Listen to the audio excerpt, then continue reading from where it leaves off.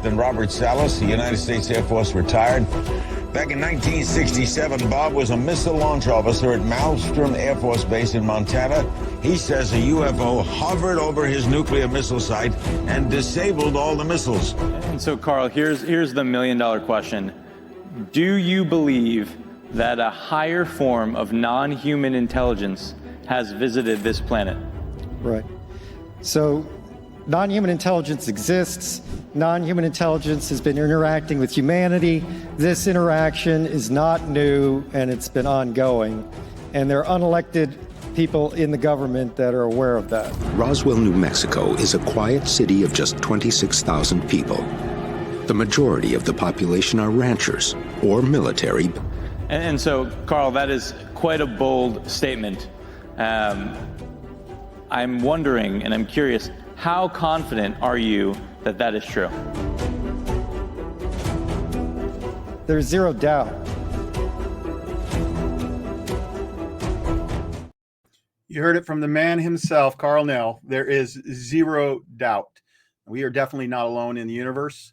My name is Dale, and the name of my channel is Observer of Anomalous Objects, and I want to welcome you to the show. Let me just ask you, if you haven't already done it, go ahead and hit that subscribe button. If you like the video, go ahead and share it as well. Well, I'm really excited. The first thing I'm going to do is pull up my co-host. This is Rob Heatherly. Just to give you an introduction to him, he's been on my podcast probably about 5 times, 6 times, something like that. He's helped me co-host over the last year or so. But Rob is kind of a little famous because he's gone after Wikipedia, the Wikipedia scandal that was going on, specifically the guerrilla skeptics. How many of them? 100, 150 of them, something like that. Under editors. Under Susan Gerbic, she claims about 100 to 150 editors, but there's a broader spectrum under the Committee for Skeptical Inquiry out of Amherst, New York, with a bunch of subsidiaries, which she's one of them.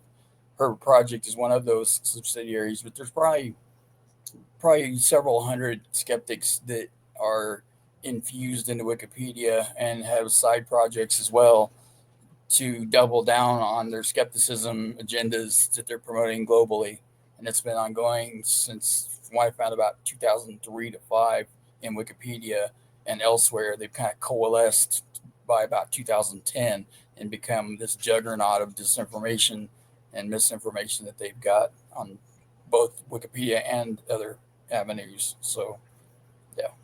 Not really skeptics, more of debunkers, because they go in with an agenda, and that is to go into any site that they see as fringe and take the positive stuff out of it and replace it with negative. And they've gone after a lot of big names, including Lou Elizondo, and even had his birth date wrong. And even when he tried to appeal it himself, they would not listen to him. So anyway, I'm gathering you're still working on that, and we got anything coming in the future on that? Yeah, I'm going to have some surprises coming pretty soon on that. I know people are tired of hearing me say that, but AI and ChatGPT has advanced. So I've got some new tools recently to play with that have finally came to fruition where I needed to where I don't have to teach myself programming, and it's a game changer. So right. That's awesome. Lucky Louie and his dirty dozen UFO editors especially are in for a surprise. All right. Well, I'm going to go ahead and introduce our guest before we bring him on. I did say ghosts, by the way. That's because my last podcast, we talked about ghosts. So that's kind of ingrained in my mind right now. First of all, we're going to have Lenval Logan come on. He's got it bracketed in the middle, Logan. And so I'm gathering it's Logan is what he prefers. And so he was born in the UK, United Kingdom. He was in the Air Force for over 20 years. And so he's a veteran.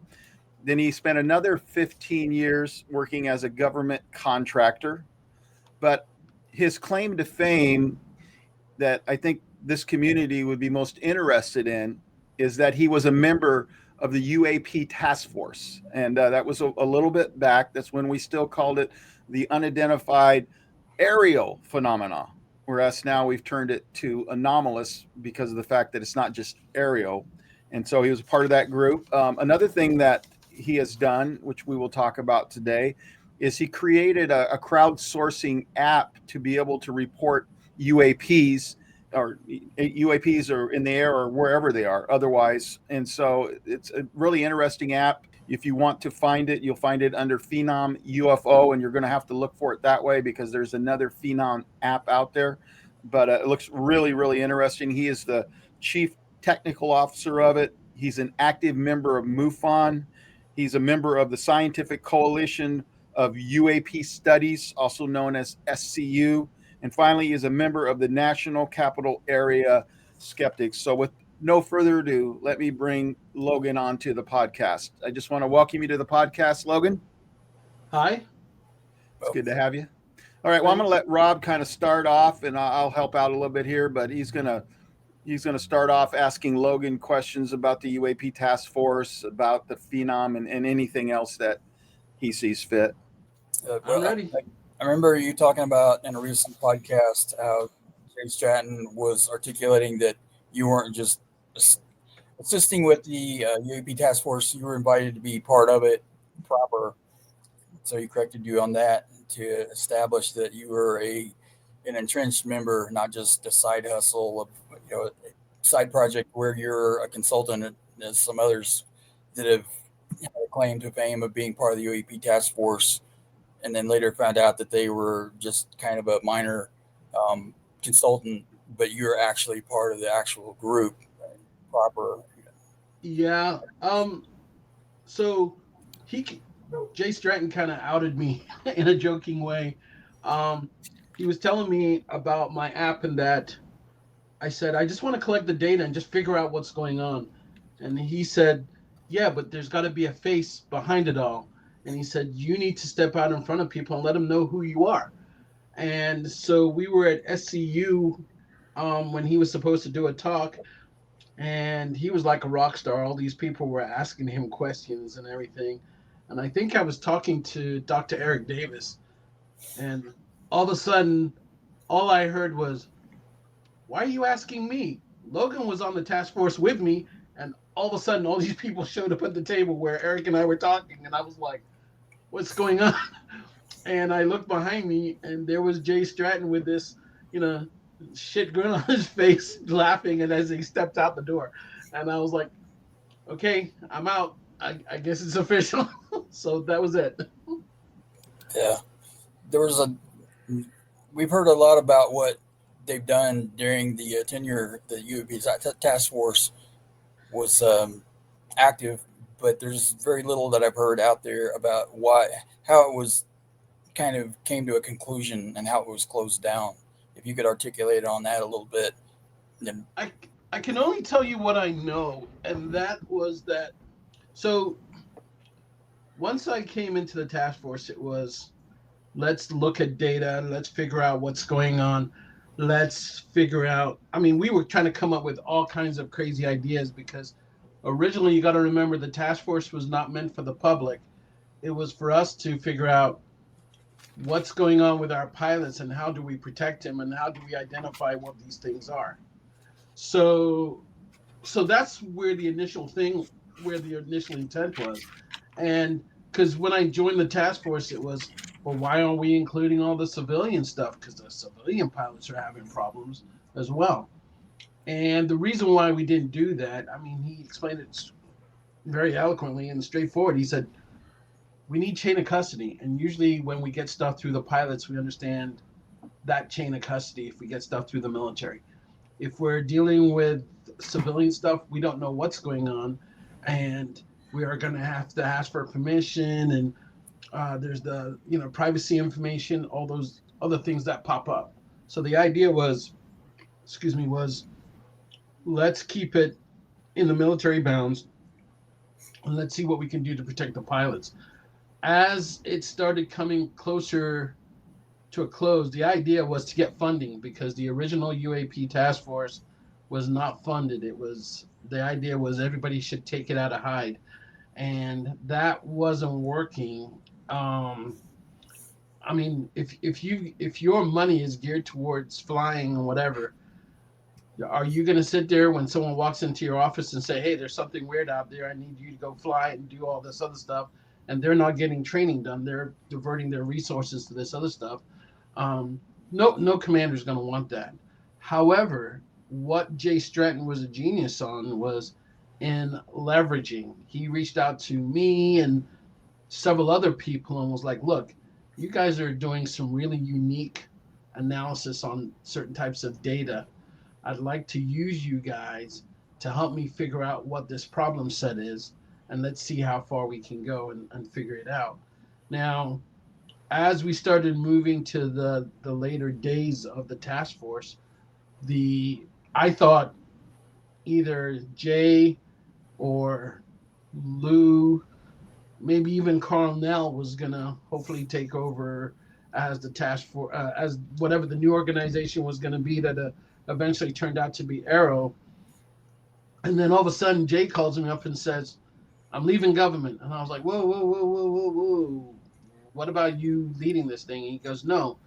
He said, He said, "It's not going where I thought it was, but I really want you to help the task force. The follow-on.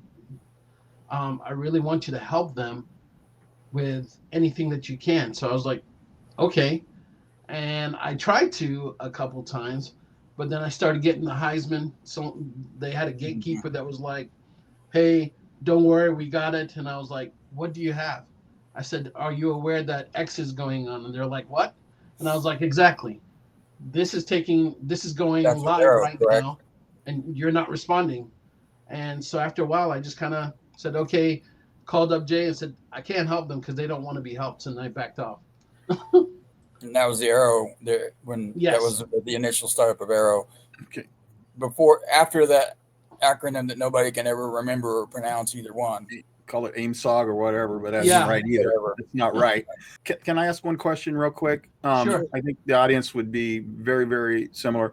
How would you characterize the UAP task force compared to Arrow? Because a lot of people did not like the old Arrow. I mean, everybody's got question marks about the new director of Arrow, John Kozlowski, but Kirkpatrick definitely did not do Arrow any favors.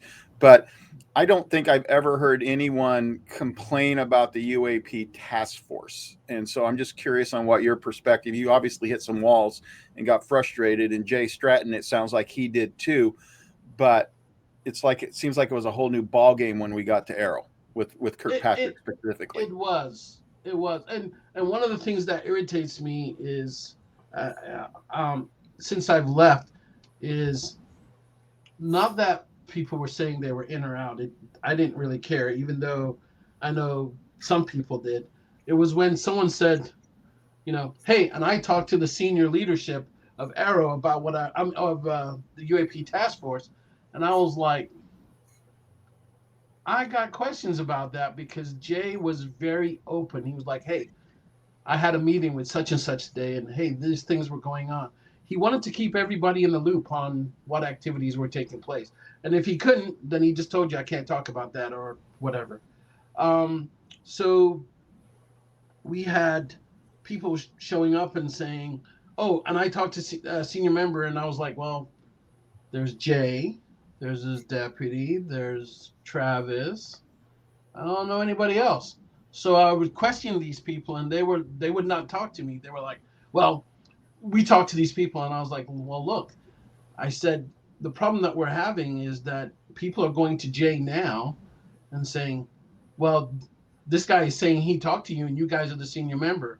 And when Jay says, 'No, I haven't talked to him,' now there's a question: is Jay lying or is the other person lying?"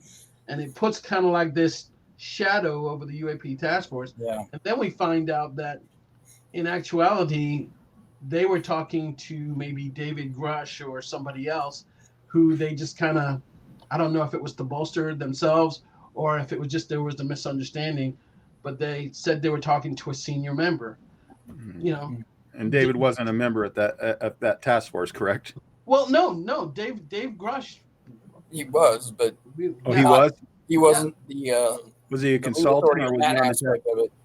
He was with another organization supporting the task force, and so it kind of causes confusion because you're not getting the complete story. Right. from the individual. So you're sitting there going, well, I was a part of the task force, and hey, I don't remember that.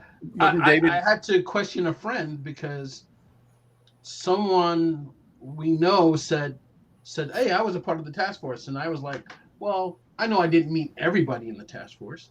Right. And so when someone asked me if that person was a part of the task force, I said, I believe so, but I'm not sure. And someone jumped on me and said, they were a part of the task force. They did that. I was like, whoa. Time out. I said, dude, if we were pulled into a court of law and someone said, was this person a part of the task force? What would you say?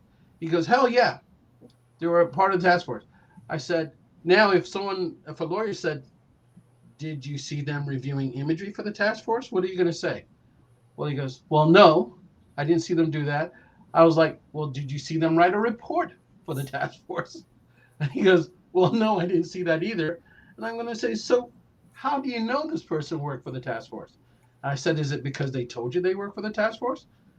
And he goes, yeah, you're right. And so you have to have that little conversation there. And it's not that person wasn't in or out, but I know that I was personally invited in. So I would expect anybody else, they got an invitation from Jay Stratton or somebody to be a part of this, because, I mean, I think it's something significant to you, because with the stigma that came along with being in part of the task force, you had to make a conscious decision.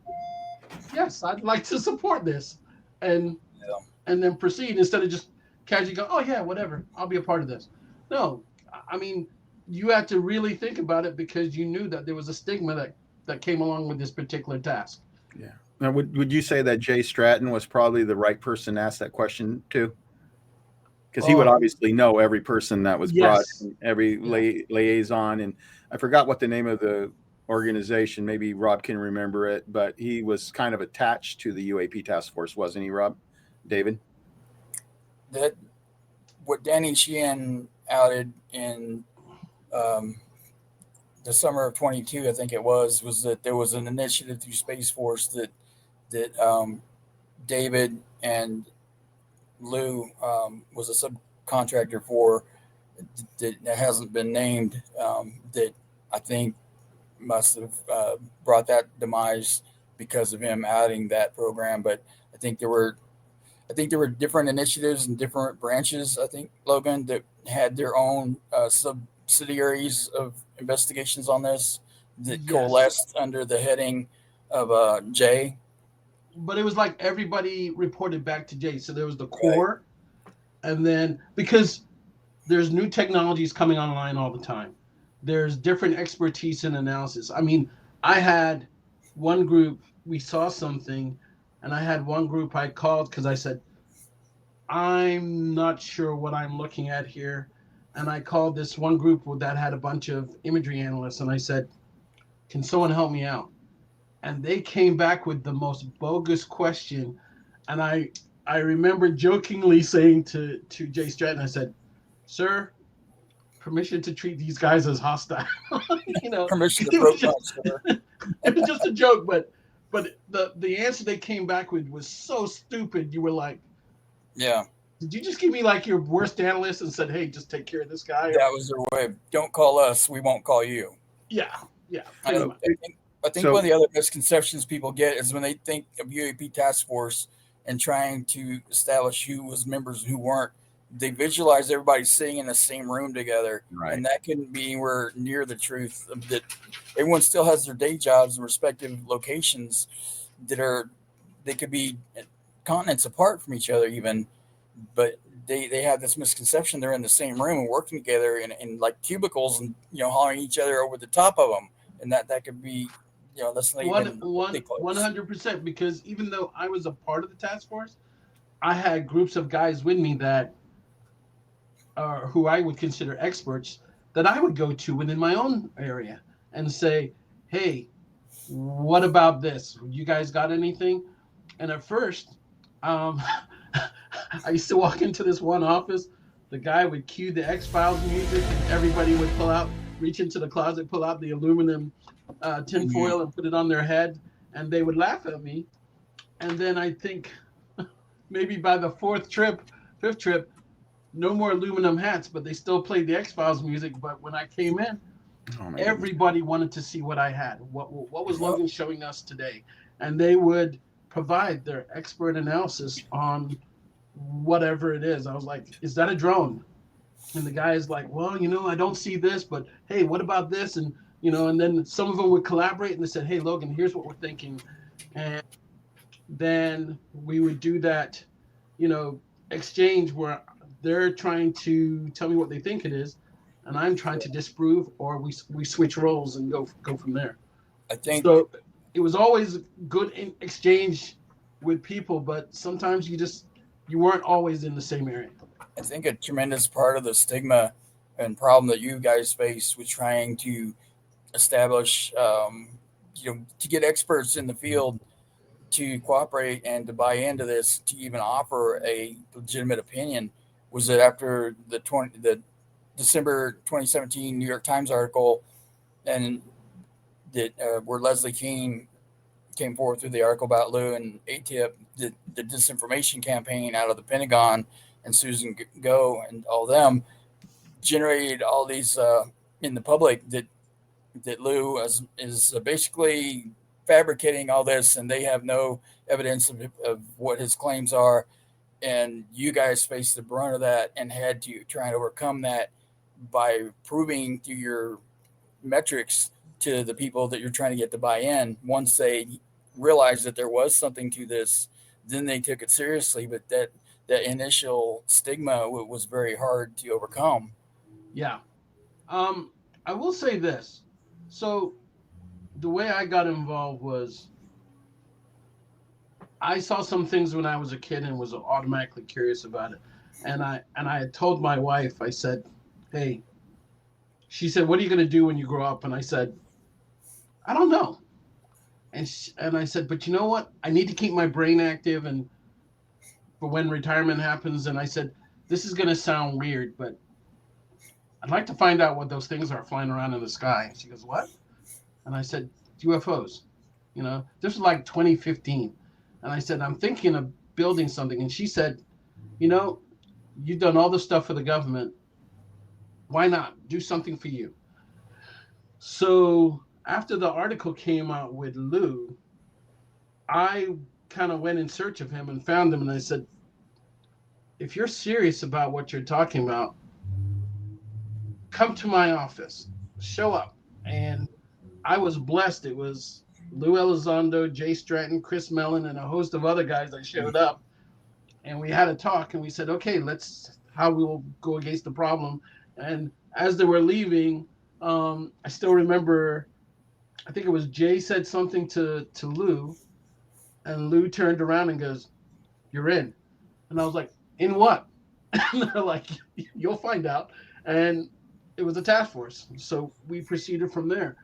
But as we kept looking at a lot of the problem sets, the thing that I really wanted to get about the stigma was I'm an all-source analyst, and I do what also is called MASIT. But what was your training to lead you up to be a viable candidate for this position? It was just the all-source and the MASIT side of things, because I was always trying to look at the holistic part. If you brought me a video and said, look at this, yes, I would go to the video guys and say, here's the video, take a look at it. But my thing was, I wanted to know who took it, the source, what was the interest in looking at it. Because usually before a video starts, usually, not always, the guy is seeing something and it's doing something unusual that's getting his attention to the point where he goes, oh crap, I gotta videotape this, right? If it's a fighter pilot or something, usually he's doing something and then he looks out of his cockpit window and he's like, oh crap, and he's trying to get his camera on it or radar or whatever it is. If it's a person on the ground, they're usually seeing it for quite a while, and it's just irritating the crap out of them as to why this is not quite making sense. Yeah, the subconscious cues a person to know what's not natural in their environment. Right. And the problem I had was, especially, there were pilots that interviewed the pilots. But let's say it was a ground crew from like some other sensor or whatever. When you're talking to them, they would get passionate. I mean, they're like, Mr. Logan, you didn't see what it was doing. You didn't see how it did this. You didn't see how it did that. And some of these guys were just genuinely spooked by some of the actions that these things did. And others were just, I'm just telling you what I saw. This is what it did. This is it. And then this is when I hit the record button. And then this is when I turned off the record button. And some guys will say, I'll let the video speak for itself. But some had a lot to say, and you have to take that into consideration with the video. And that was my biggest problem when a video person would come and do analysis on the video that was collected, and they would say, oh well, it's something mundane. But then you talk to the source, and the source is like, that's mundane my ass, because you didn't see when it did X, you didn't see when it did this, you didn't see when it did that. It went into the water and then came out. And the guy said, oh, Mr. Logan, how is that a balloon if it went into the water, stayed there for a while, and then came out and went straight up, or whatever it was that it did? Yeah. And you have to sit there and go, okay, calm down. I'm not I'm not here to tell you that you didn't see what you saw. I just got to ask the right questions. You can gauge from the psychology the legitimacy of what they witnessed by the reaction that they're giving. Yes, and you can if you're talking to that individual face to face, you can read that body language and know not only did they see something, but their brain is still trying to make sense of it because they're frustrated because they can't figure out what it is, And spooked, because that's something that some of them are genuinely spooked. The skeptics calling the question is the viability of a pilot's, if they're credible or not. But the difference between a military pilot, fighter pilot especially, and a civilian pilot is they are trained to recognize every type of craft from the horizon line, the silhouette of it. So there's exponentially more expertise in their opinions at a glance, even. That's unimpeachable, in my opinion. We are trained on the ground or civilian pilots that can try and say that they're not credible in what they saw because it's atypical from what they were trained to recognize. So it's a balloon. They won't be able to gauge it accurately because it wasn't in their training set. But those are air trash is part of their training that they. Yeah, we train these guys to be observers. And the moment they see something out of the ordinary, we no longer trust them, or we put them under ridicule, or whatever the case may be. Yeah.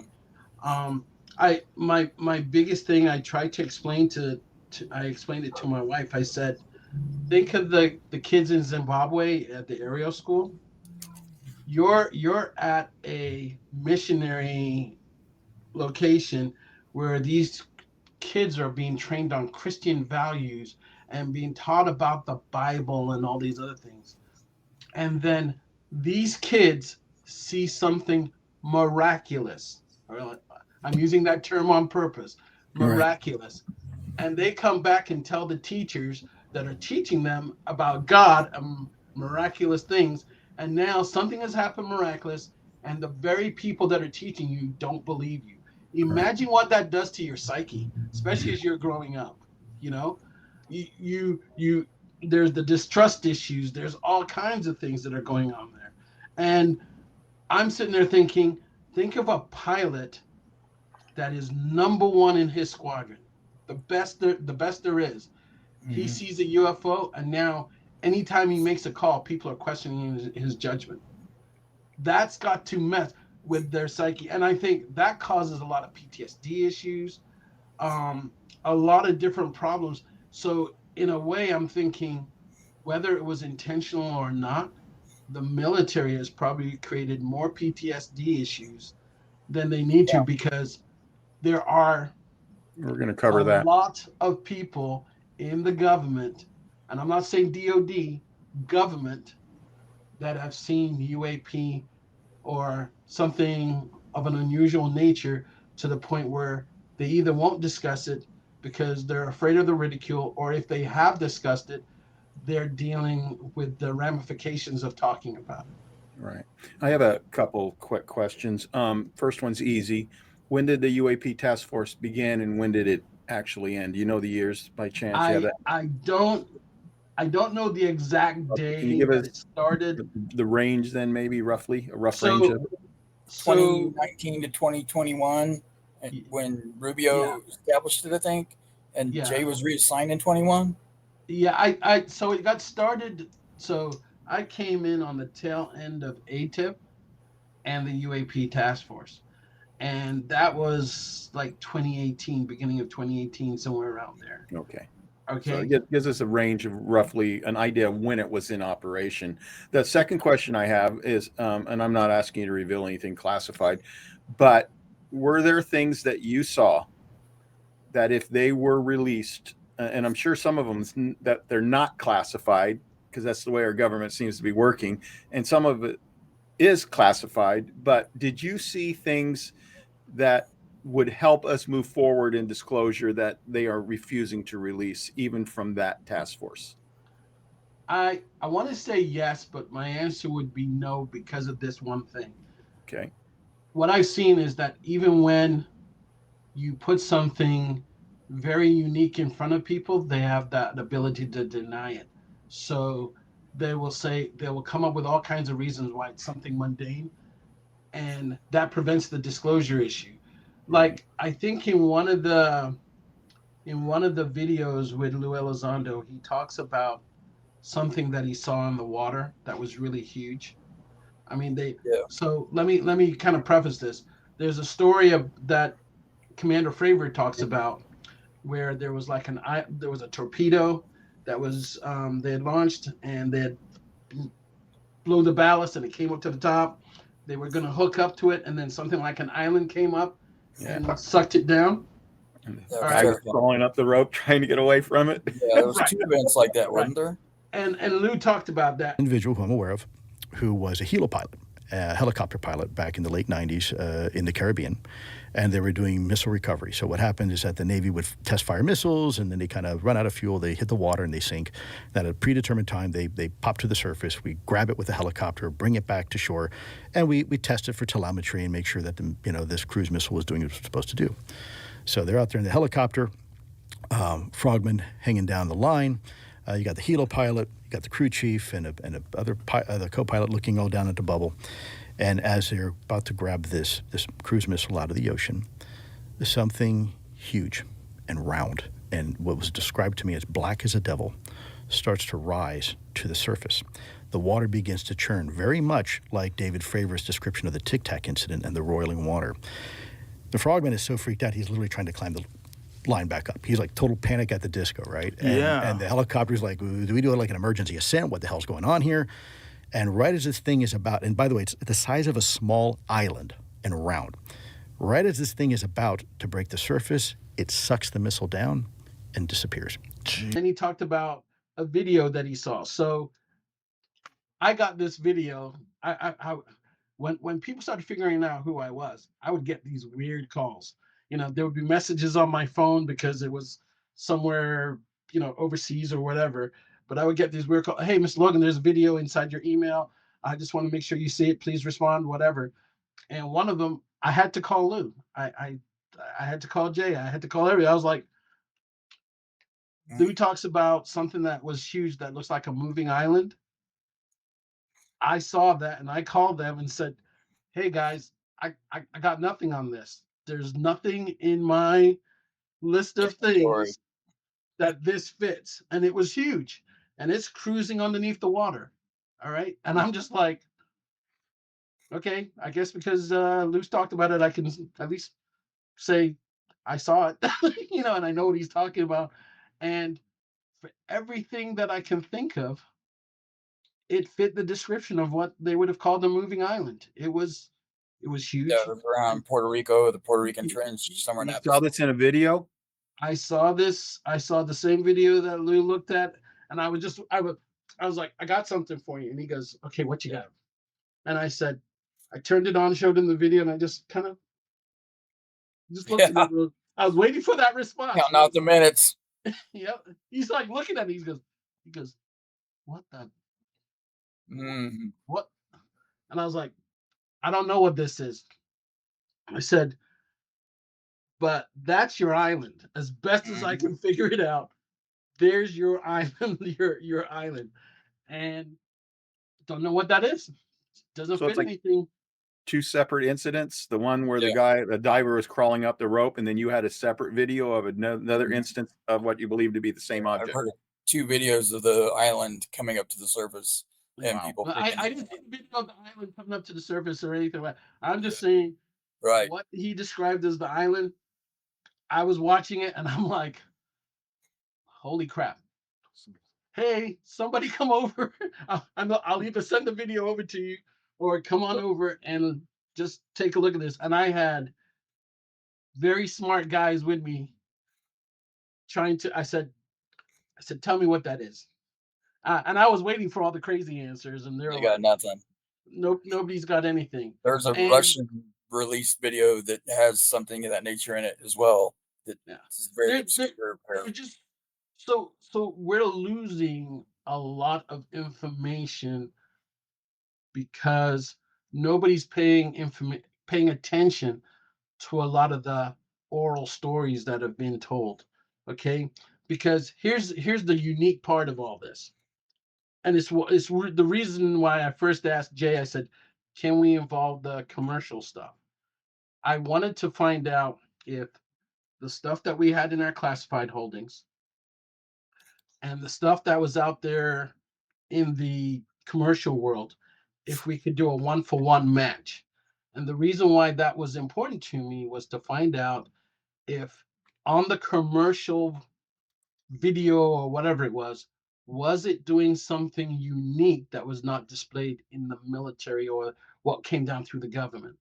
Because that way we would have that much more information about it to characterize what it is. And so there are stories out there of some of these things doing some amazing things. Now, I'm not saying all of them are true, but at least if you have it documented, and now with the use of AI and all these other things, you can sit there and go, here's what this thing did. Are there any other bits of information out there or stories out there that have a craft that does this? You know, those are the things that we wanted to find out. And there's some interesting correlations. Now, I'll say this one last thing. Um, I was approached by 3 Navy guys when the UFO reports were called range fowlers, and when it first came out, I had 3 Navy guys. 2 were in uniform. 1 was civilian. I guess he was already retired. Whatever. They saw me walking down the hallway where I was at, and they kind of gave me that look, and I was like, "Uh oh." And they said, "Are you Logan?" And I said, "Yeah." And they said, "Can we talk to you?" And I said, "Yeah." "About what?" And they said, the weird stuff flying around. I was like, "Come on back to my office. Let's talk." And we didn't even make it to the office. They grabbed me into the broom closet and said, "What the hell is going on?" And I was like, "What do you mean?" And they said, "We've been seeing this stuff for over 30 years. Why are we talking about it now? We've had our friends lose their jobs over this stuff, trying to figure out what this stuff is." And I said, "Oh, there's a range filer report and da da da da da da da." And I'm telling them the story and about how this all came about to be. And I said, "You guys have all seen stuff?" And they said, "Yeah." And I said, "Well, you can file a report and it will be anonymous. You guys can do that." And they will looked at each other and they're like, "Nope, don't think so. We will just kind of take a wait and see approach and see what happens with all this." So I'm thinking, I think Ryan Graves said it, that there's probably, of all the things that have happened out there, we're only getting the tip of the iceberg because so many people have seen stuff, but they're just not reporting it. And the Navy was reporting after 2019, but the Air Force still resisted. And they've had training missions where naval and Air Force pilots were side by side in their aircraft, and the Navy reported on a range fowler incident, but the Air Force pilots refused to acknowledge it even because of the stigma. I think it was pushed down through the Air Force. They discouraged that. And didn't they also have different acronyms for each branch or even subsidiaries? So there was no uniform acronym to FOIA even to avoid that. So I will say this, even though there were people that wanted to get the data out. So what they would do is they would file a report with the Air Force, but then they would file a report directly with the UAP task force. All right. And so we still got the information, but it was Army, Navy, Air Force, Marines, Coast Guard. The only people at the time that hadn't reported anything was Space Force, and that was because they were brand new and nobody knew what was going on with them. But every service has reported multiple reports around the U.S., around the world.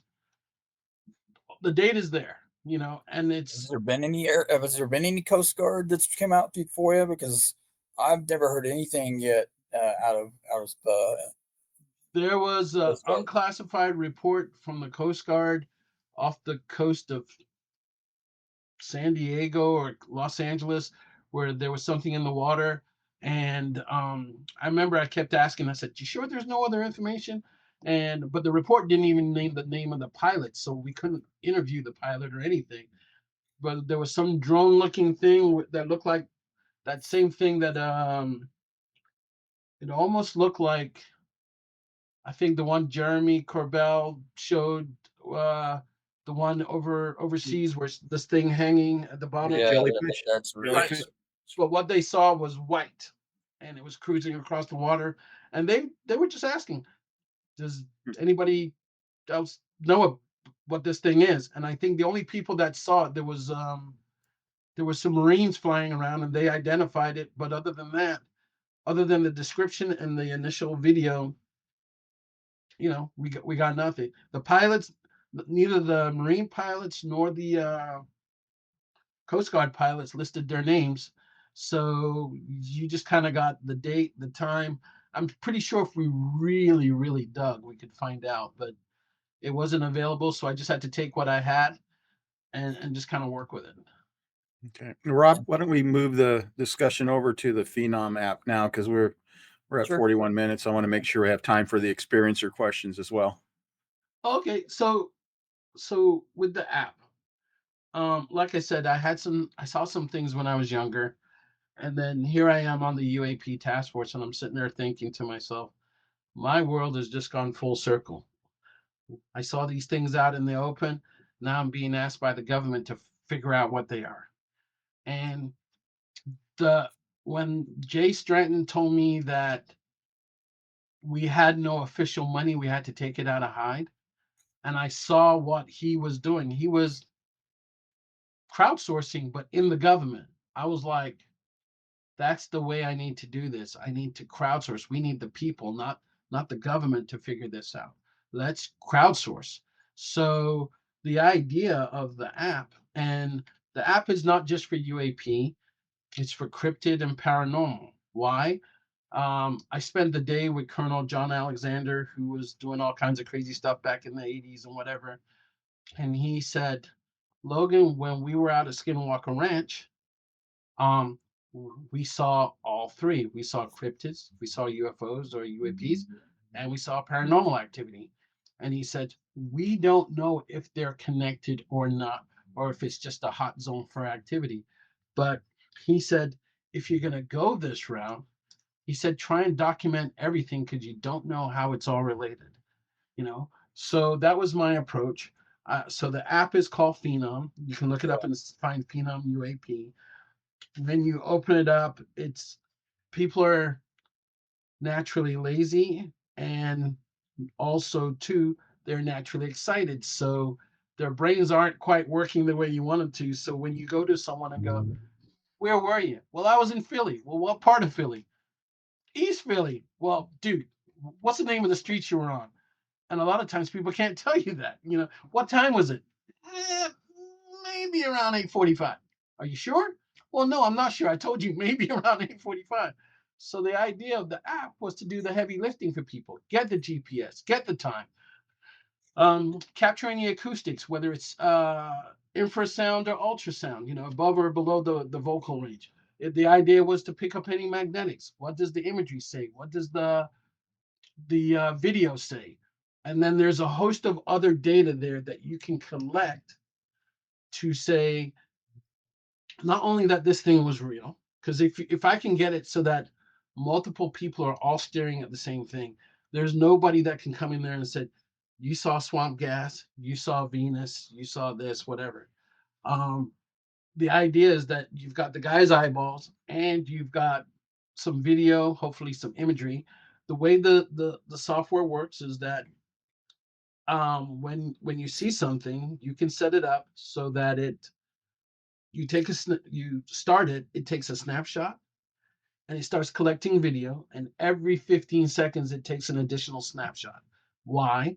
Because sometimes a video is better than an image, and sometimes an image is better than a video.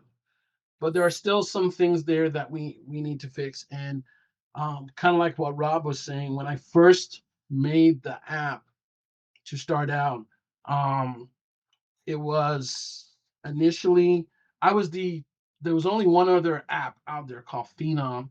It was called Phenom Elite. It was some kind of job thing. Yeah, I ran into that one. Yeah, now you go in there, there's like 10 different apps called Phenom. And unfortunately, beyond my control, I have a bunch of Africans in Nigeria that are thinking it's like Facebook and they're taking pictures of themselves and all this other stuff. So I had to have a good laugh, but at the same time, I was like, "Whoa, that was unexpected."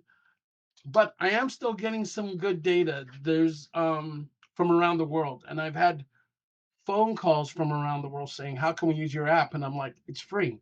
Just go download it." Whether it's iOS or Android, let's just collect data. I tell everybody, Phenom is for the skeptics, the believers, and the in-betweeners. Okay.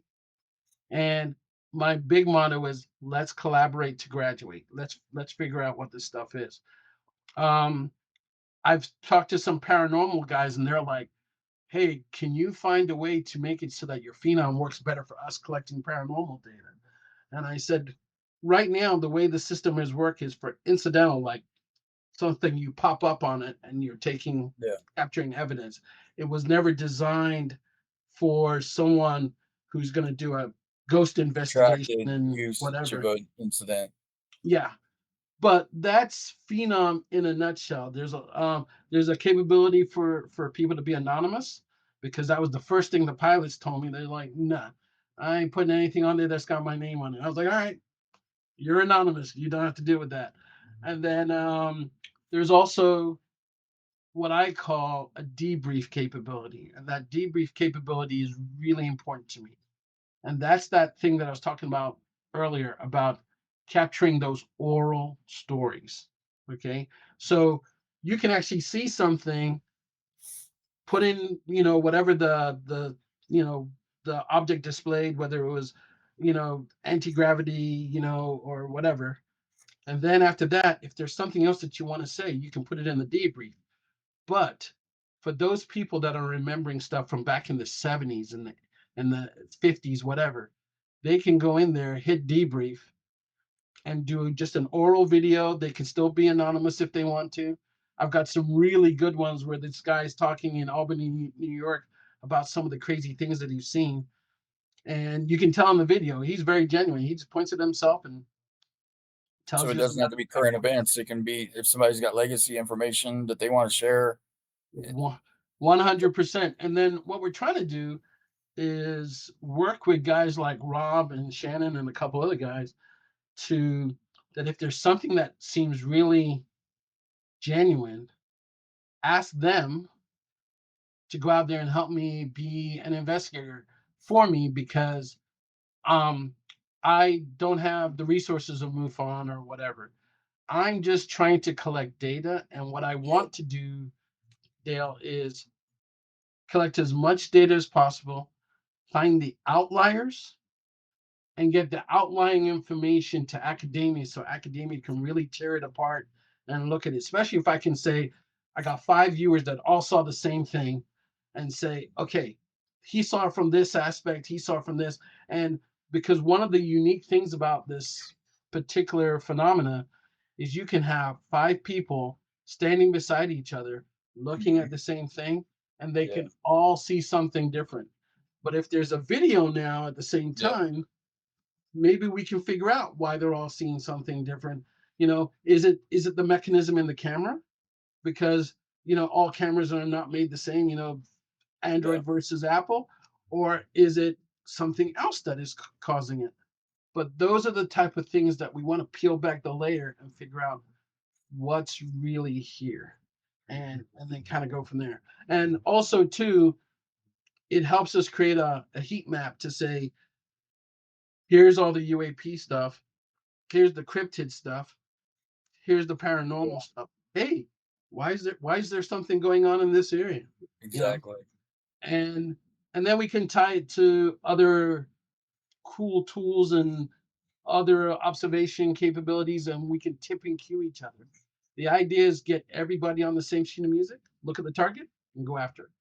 I think one of the large selling points that I watched, you mentioned in an interview recently, was that the people that report it still have the rights to their data, which I think is very unique and very important. That way, they don't provide it, and then they don't have any control of the information from there further. 100%. So I've heard that there's software out there that if you use their software, it belongs to those people that build the software. It's their data in perpetuity. I'm not interested in that because I'm not interested in my fame or whatever. What I'm interested in is the data. So what I'm asking is for co-utilization, because if I have 12 people that all saw something, I don't want to go to all 12 and go, mother may I, mother may I, mother may I.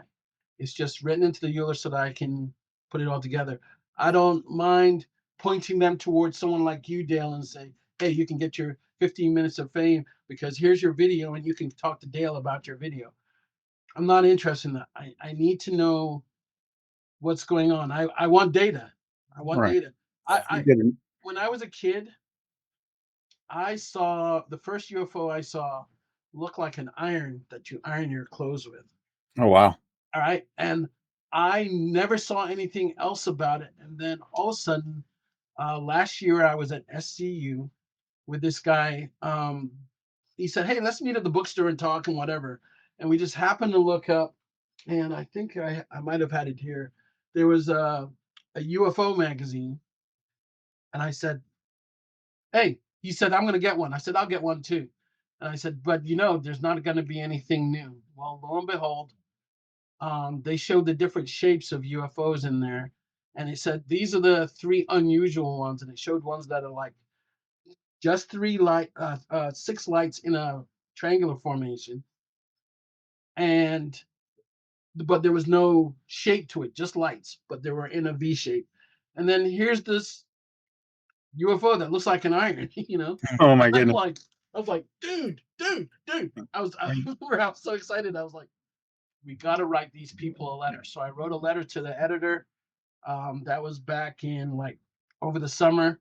Have not gotten a response from them yet. All I wanted to know was for you to have this particular thing.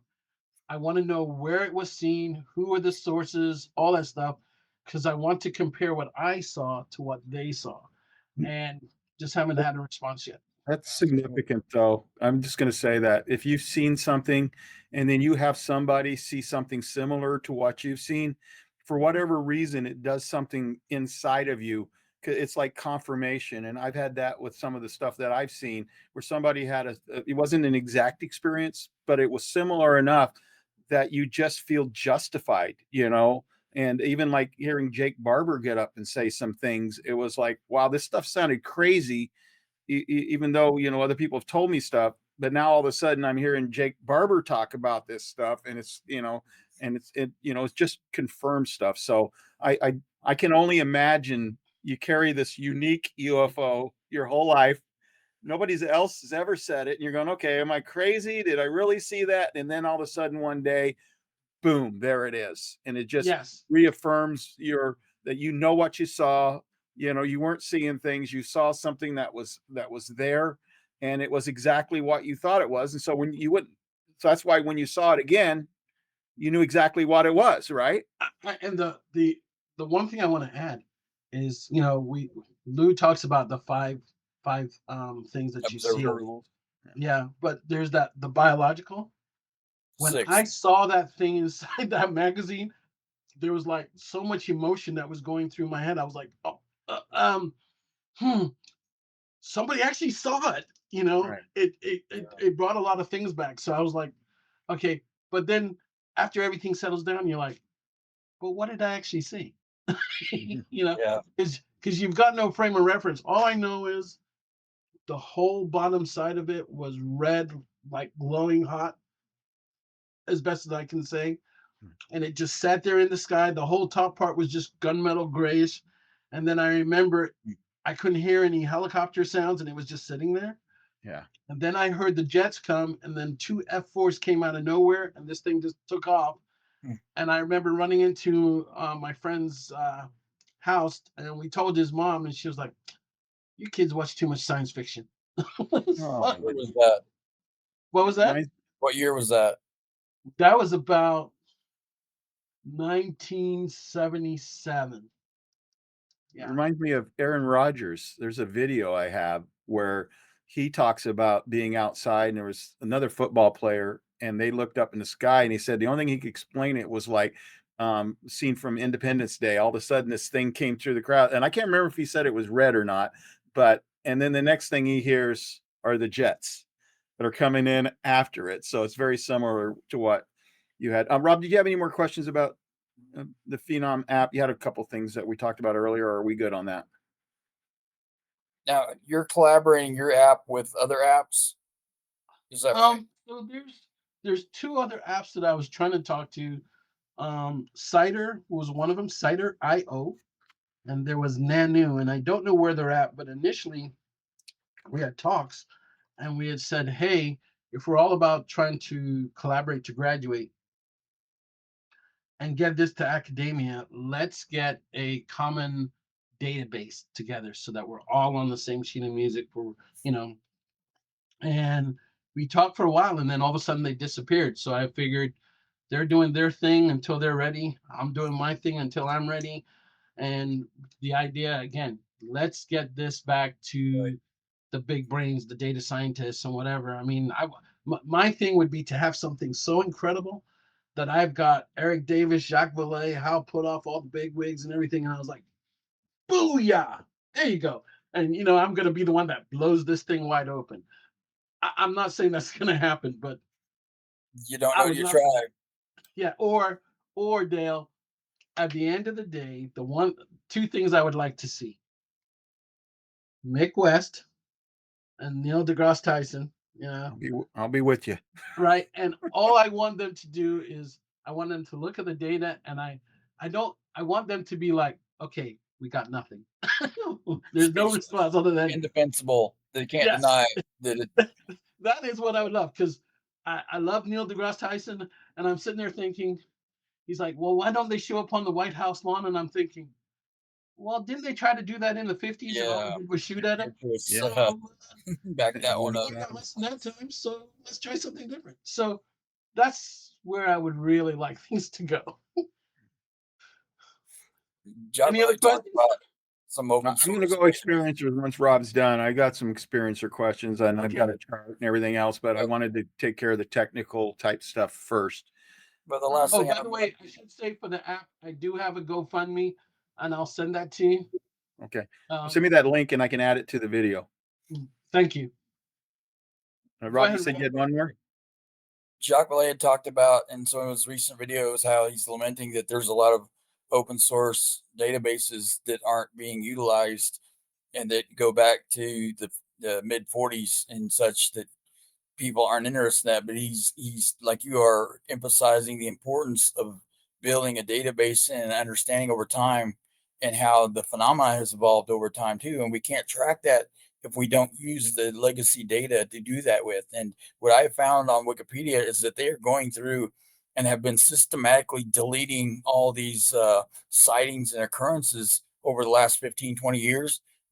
You can go, I've gone back and looked at the earlier edits, and they have deleted hundreds of Wikipedia pages on encounters and sightings and made them as mundane as they possibly can, to where they are erasing the legacy history of people's credible reports that made it into Wikipedia in the first place. And I'm not I've saying that they seen were all that valid, before as but well. that data is falling away. They're still in the archives, but if you don't know to look, you'll never know it was there. I am seeing that as well, because I remember Lou brought that up to me, and a couple other people brought it to my attention. Um, what I was hoping was that the new National Historical UFO Resource Center in Albuquerque. Yeah, Dave. I'm Dave hoping Marler. that's where I would originally like to get all my data to stay, but I also want to build an API that sends out a message to New Fork and to MUFON at some point, to say here's what people have found and get the data out there, because those are the only traditional ones that I know of that take data worldwide.